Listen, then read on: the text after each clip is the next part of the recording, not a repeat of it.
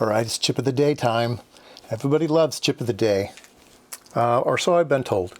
So we have a kind of an odd device, a dual channel digital isolator. Now, we've covered, or I've covered, a lot of optocouplers, opto-isolators on the channel. But this is doing the same thing as an optocoupler, only differently. It is only digital. So an optocoupler you can use in an analog fashion. This is just ones and zeros, all right?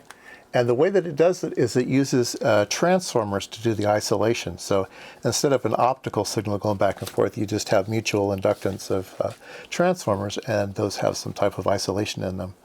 So the one they're going to be looking at today is this, is the ADuM-1201. So we're going to look at the 1201 today.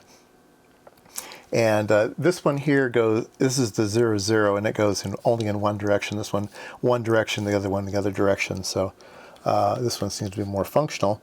And they seem to be all over eBay, so I got one of those. So the cool thing about the chips is, let me look at something to point with. All right, so this you hook up to plus V, and this you hook up to ground, and then you go in and out. But this you hooked up to plus V, and this you hooked up to ground. And these two can be completely separate than these two, okay? These two don't have to match these two. So you could have a 5-volt system over here and a 3-volt system over here, and it doesn't care. It'll do anything from 2.7 to 5.5. So one side could be 5.5, the other side could be 2.7. They could still talk to one another. So you definitely can use it as a voltage translation, signal translation stage. But it also has isolation. And let's see here. I think that was on the last page. Isolation. Yeah, 10 to the 12th ohms of isolation between the two, so that can come in handy.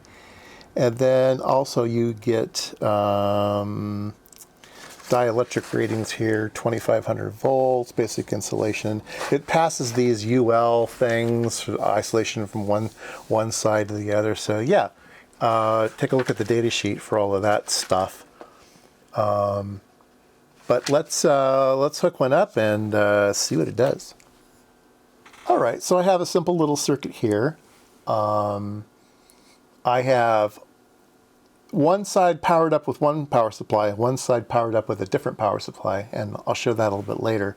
But I have a 555 timer on this side. So this side's running at 5 volts. I have a 555, and we are going to be sending in that signal there. So it goes, we're at 2 volts per division, and we're going 2, 4, 5. So 5 volt signals, all right? And then let's go ahead and take our scope probe, and we will move it to the other side. All right, uh-oh, my scope probe is tangled up in blue. All right. Let's go ahead and take a look at this side. Go ahead and hook him up here and hook its ground up. All right, so let's look at that side. And this side is only 3 volts, 2, 3. So we have 5 volts on one side, we have 3 volts on the other side. But I'm also doing another thing. And that I need to move the ground to the other side over here. And so when I measured this side, I was using its ground. When I was over here, I was using its ground. But what I'm going to do is I'm going to be using this ground, but then looking over at this side, and you'll find something interesting. So we still have a 3 volt signal, okay? But here's where ground is. And so the low is at 245 and the high is at 8. And the way that I'm doing that is on one side I'm using this power supply, which is set at 5 volts, okay?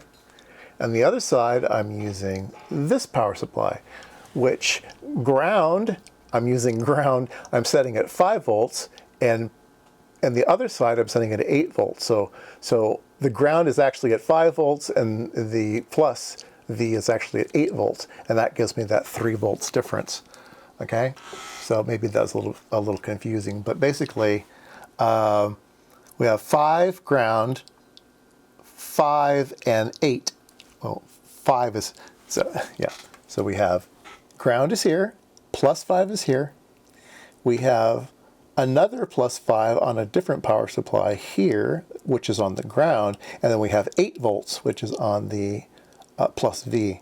So we have a 3 volt power supply on the other side, but it's DC offsetted from this one. It shows you that these two grounds can be completely floating from one another, or they can actually be tied together at some different voltages. So if you have a circuit that you have 2 different voltages and you're trying to measure something, you can use this to isolate the grounds. All right. Anyway, it's a fun chip, and they seem to be pretty cheap. So chip of the day was the ADuM, little u, 1201 isolator.